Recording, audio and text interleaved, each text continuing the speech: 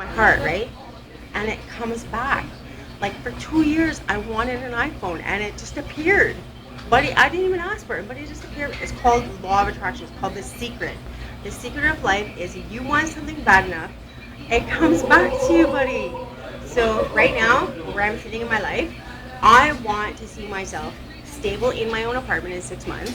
I see myself back on a nice iPhone 4S or an Android.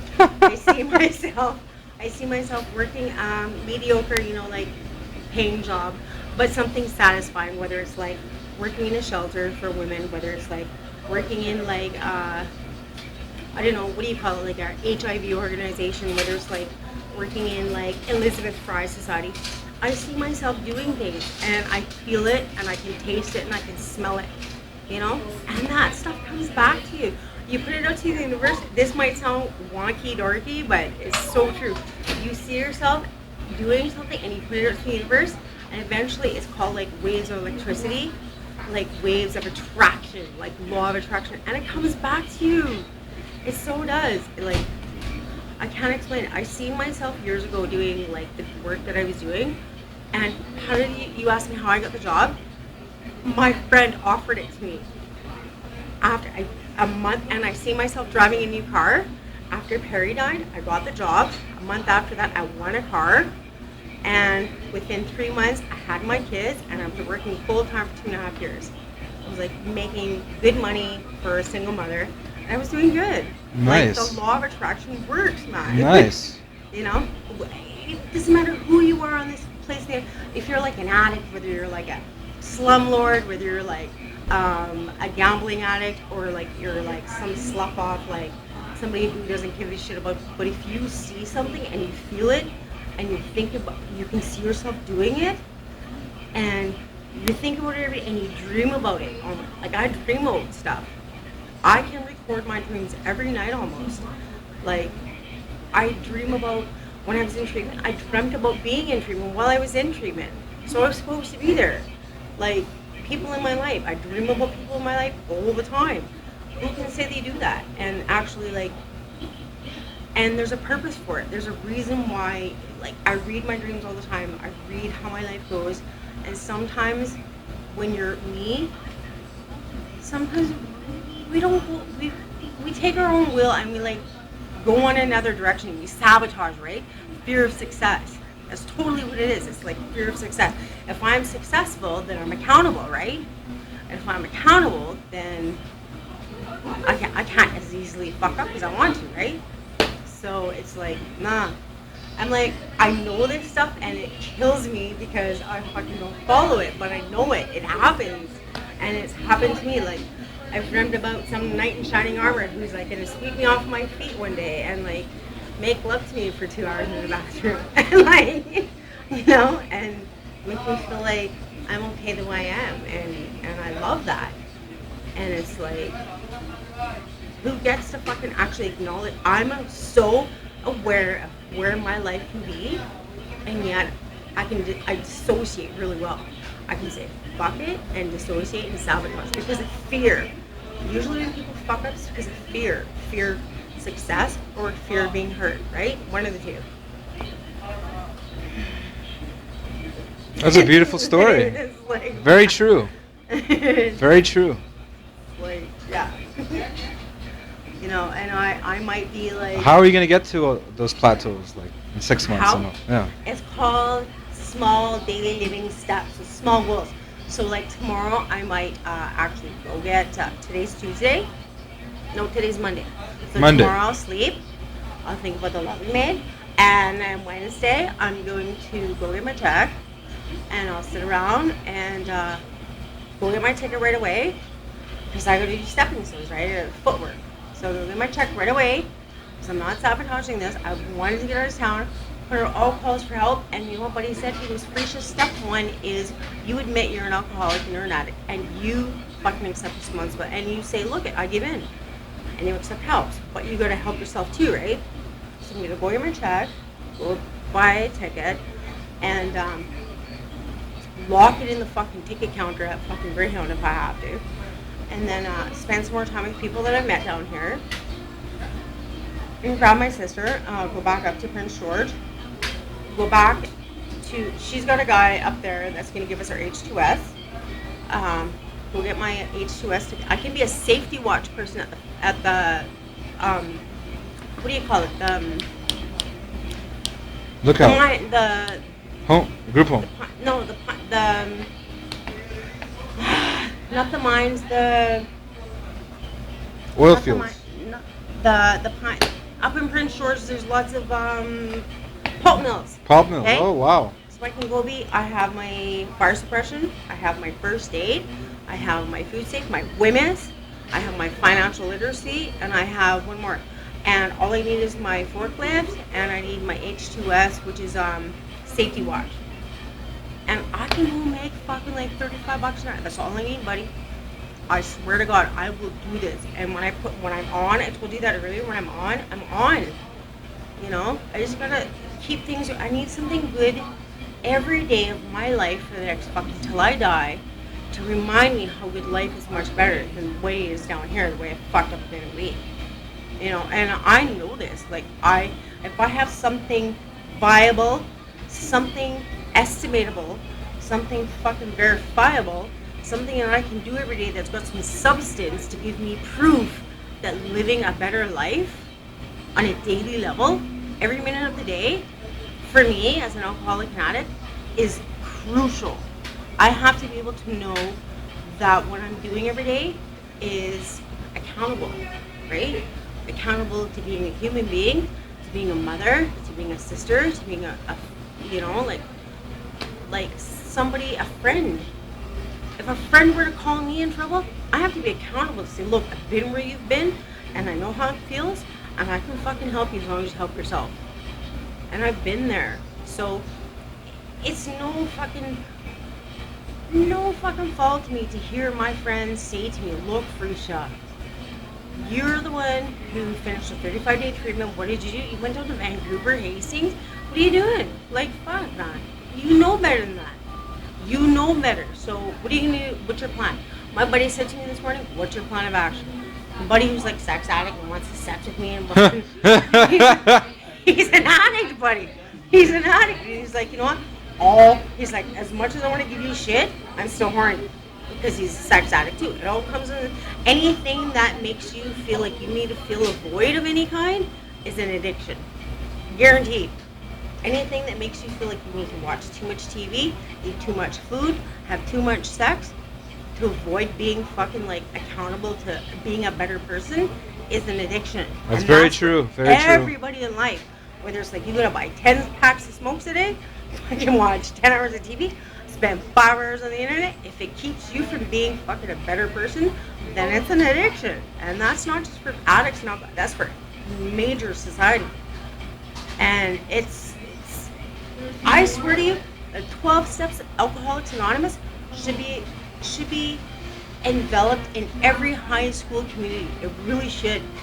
You know, step 1 is we admit that our lives are becoming manageable because we're addicted to, and we accept it, right? So step 2 is where you accept it and you came to believe that a higher power in yourself will restore you to your sanity, right? Step 3 is where you like accept that this higher power is going to restore it to you and do what it says. Step 4 is where you clean house, where you admit all your wrongs, admit all your defects of character, where you played part in all those defects of character, where people did wrong to what part you played in that. And step 4 is supposed to help you let go and let God, like, or your higher power, whatever. A lot of people, when they hear God, don't say God. If it scares you, say good orderly direction. You know? It doesn't have to be God. It has to be just good orderly direction, right? And it's like step 5 is where you admit it to another addict or a priest or somebody who you care about, who will not judge you. And step 6 is like, all the rest of them. The first 4 or 5 steps are cleaning house and letting go. The next 6 to 12 steps are where you live your daily life. Yeah. And I don't know, most people, they say step 4 is supposed to help keep you clean, but a lot of people relapse on step 4. Which is what I did, right? Because step 4 means getting honest. Getting honest. I did this much dirt in my life. I expect this much responsibility. But you know what? Most people tell it to a priest because priest can't put you in jail, right? Priest, I admit that I raped some bitch, or I admit that I tied up some goof and put him in his trunk of his car. I mean, like, that's some serious stuff you gotta admit and get over it. And unless you're willing to admit that stuff, you're not gonna fucking get clean. I did a lot of dirt. I won't fucking lie. I did a lot of dirt in the last fucking couple of years. I mean, I should be in jail, right? And thank God I never killed anybody. Fucking came close. Karma. Right? And it scared me, and I thought, I heard Buddy lived. I thought, whew, you know, this is a year ago. I found out Buddy lived. He was a homo trying to fucking rape me. I'll fucking slash his throat. I was fucking scared he was gonna kill me, so I tried to kill him. I found out he lived, but the fact remains is that shit, people go way deeper. People don't live through shit when they're addicted, right? Active addiction, people don't live when they're like telling them, oh, I did this dirt and this dirt. You can't just tell an everyday addict because most people have consciences too. So you have to be really careful. See, it's like Buddy said to me this morning, he goes, Felicia, no, step 4 is supposed to help you get clean, not fucking make you relapse. I'm like, oh man, fuck, you're talking about some serious honesty here. I tell somebody what dirt I did and I gotta get over it. Fuck, I'm not willing to put myself in jail for 25 years. Thank you very much. I've heard people say in fucking Narcotics Anonymous meetings, yo, buddy, I just did a step 5, but you know what? It fucking hurts because I fucking wasn't willing to go to jail for 25. And everybody in the meeting would giggle, right? Because they know what he's talking about. Step 5 is fucking crucial. You gotta admit your wrongs that you've done in your life, and you gotta get over them and let go, because if you don't, shit's gonna take you down. And obviously it did me, right? I fucking relapsed. Like, I was in the midst of my step 4, admitting all my defects of character, admitting all my wrongs. And then when it came to like the third part of step fucking 4, I had to fucking, what part I played, I couldn't handle it. Well, if I hadn't been drunk, I wouldn't have been there, I wouldn't have got raped, and I wouldn't have slashed Buddy's throat. I don't know. I don't want to go to jail. Well, you I really don't want to go to, because in the court of law, that'd be like, fuck, you slashed Buddy's throat, he should be dead now. Manslaughter. Right? But for a lot of addicts, fuck man, it goes way back. These people fucking tie people up and fucking, because they're, it's a crazy life. Strung out, right? But for the NA and AA program, you have to fucking admit every wrongdoing you've done, and only in step 9 where you make amends. You only make amends because you legitimately want to make amends to somebody, not because it's going to gratify you. It's for them. You make amends for that person, not for you. Get it off. Oh my fucking sorry, I fucking kicked your bitch in the head, right? It's not. Anybody's like, you got that story, you feel better? No, it's not for me. It's for you. I sincerely sorry for what I've done to you, right?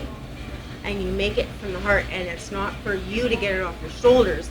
It's for you to make the amends. That's where step 9. It's like fucking hardcore, man. It's like the 12 steps of like recovery, of any recovery program, are like so hardcore.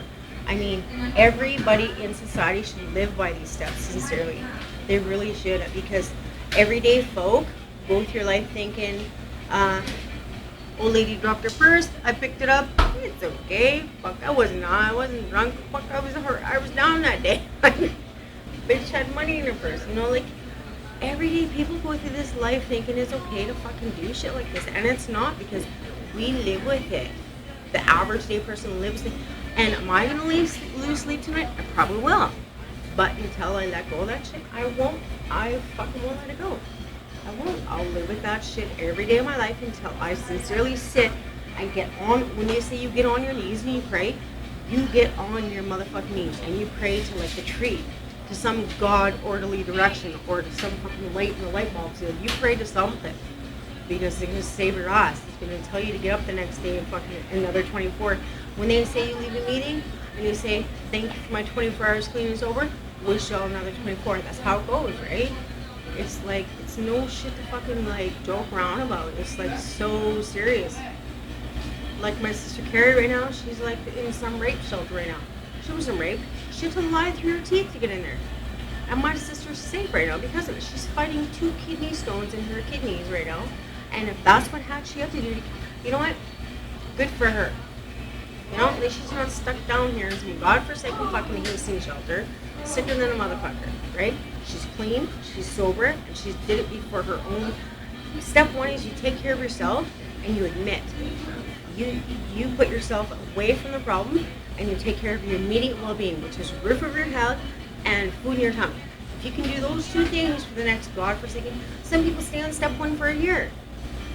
This treatment center we were at, holy fuck, we had step one within a week. We had to fire through all this shit.